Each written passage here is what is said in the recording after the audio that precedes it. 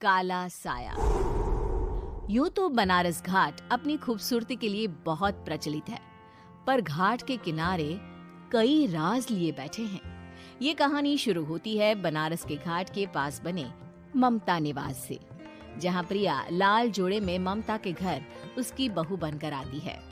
आओ आओ बहू, घर को अपने पैरों से पवित्र करो। ममता घर की दहलीज पार कर ही रही होती है कि अचानक एक बहुत गंदी सी बास पूरे घर में फैल जाती है।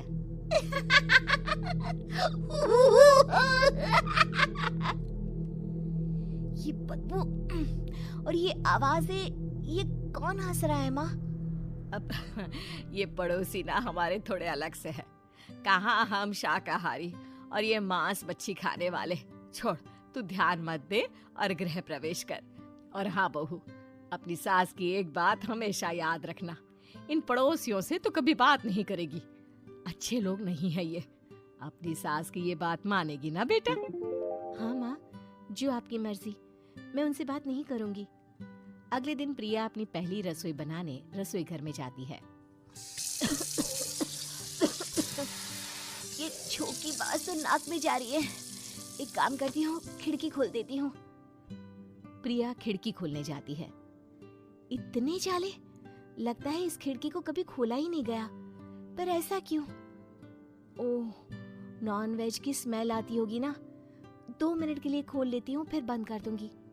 प्रिया खिड़की खोलती है। खिड़की खोलते ही उसकी नजर सामने वाले घर की खिड़की पर पड़ती है, जहाँ एक लड़की खड़ी होती है। हाथों में मेहंदी, लाल रंग की साड़ी, बिल्कुल सजी धजी, मानो प्रिया की तरह ही वो भी नई नवेली बहू हो। वो प्रिया को देखकर मुस्कुराती है। हे भगवान, माँ ने तो इनसे बात करने को मना किया था। प्रिया फौरन ही खिड़की बंद कर देती है और तवे पर चढ़े रोटी की ओर देखने लगती है, पर वहाँ रोटी न होकर मछली पड़ी होती है। ये क्या? पहली ही रसोई में इतनी बड़ी गलती! हे भगवान, अब मैं क्या करूं? प्रिया बहुत डर जाती है और फौरन रसोई की सफाई करने और फिर सभी के लिए खाना बनाने लग जाती है। जब वो सबको खाना परोसती है, सब तो ठीक है, मैं बेकार में चिंता कर रही थी। हे भगवान, ऐसे ही बस अपनी कृपा बनाए रखना। रात के वक्त जब सब सो रहे होते हैं, तब प्रिया को पायल की आवाज सुनाई देती है, जिससे उसकी आंख खुल जाती है। ये पायल की आवाज कहाँ से आ रही है? प्रिया उठकर उस आवाज के पीछे छत की सीढ़ियों तक जाती है। तभी उसे बच्चे के रोने की आवाज आती है। प्रिया छत पर जाती है तो क्या देखती है? वही लाल साड़ी वाली लड़की अपनी गोद में एक नवजात बच्चे को घुमा घुमा कर सुला रही है। तभी प्रिया की नजर उसके पेट पर पड़ती है। ओह गॉड, ये तो प्रेग्नेंट भी है। सुनिए, बच्चा सो नहीं रहा है क्या? मैं कुछ मदद करूं? नहीं नहीं, आपके घर वालों को अच्छा नहीं लगेगा, मैं संभाल लूंगी। स्नेहा की गोद से बच्चा हाथ मारकर प्रिया की गोद में आने को छटपटाने लगता है। दोनों घर अगल बगल में बने होने के कारण प्रिया उस बच्चे को गोद में ले लेती है। प्रिया के पास आते ही वो सो जाता है। बच्चे का वो स्पर्श रात भर प्रिया भूल नहीं पाती और अगली सुबह वो छत पर कपड़े सुखा रही होती है। तभी उसे एक औरत इशारा करके बुलाती है। स्नेहा कह रही थी बाबू तुम्हारी गोद में आते ही सो गया।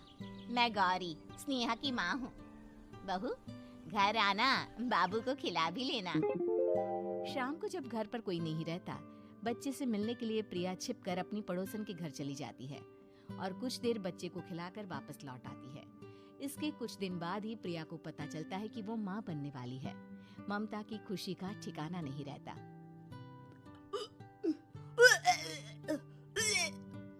माँ जी, पता नहीं क्यों उल्टी आ रही है। प्रिया भागती हुई वॉशरूम में जाती है तो हरे और लाल रंग की उल्टी करती है।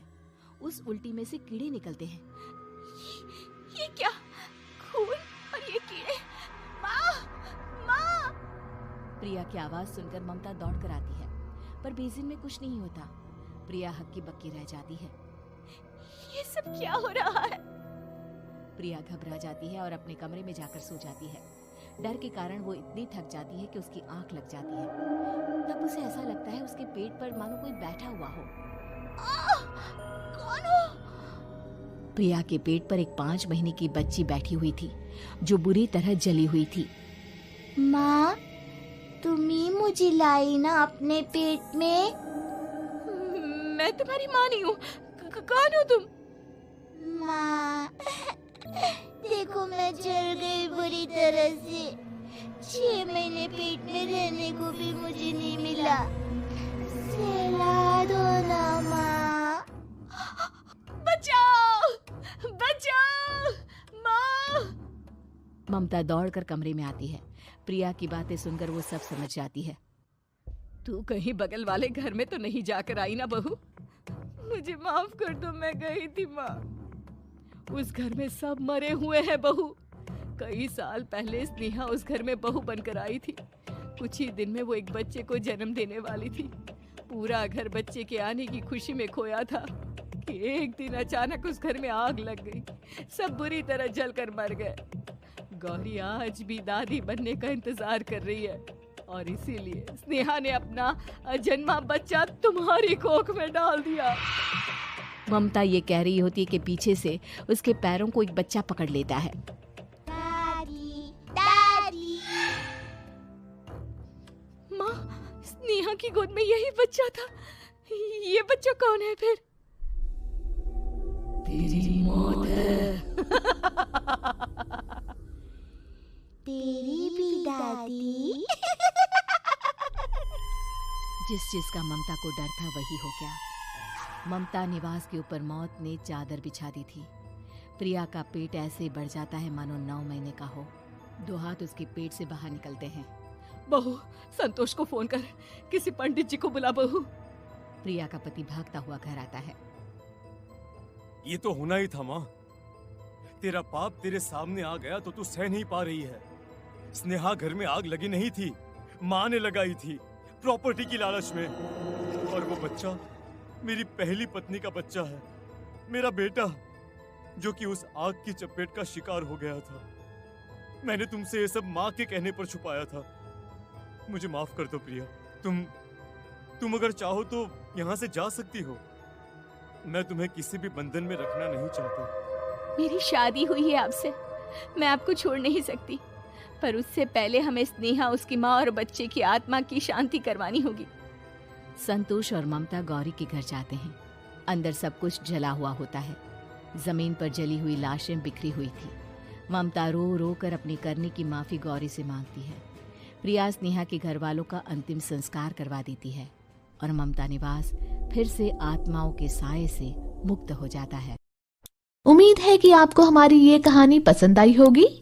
कृपया हमारे चैनल को सब्सक्राइब करें और सभी अपडेट्स के लिए बेल आइकन जरूर क्लिक करें। और हाँ, वीडियो लाइक और शेयर करना मत भूलिएगा। Bye bye.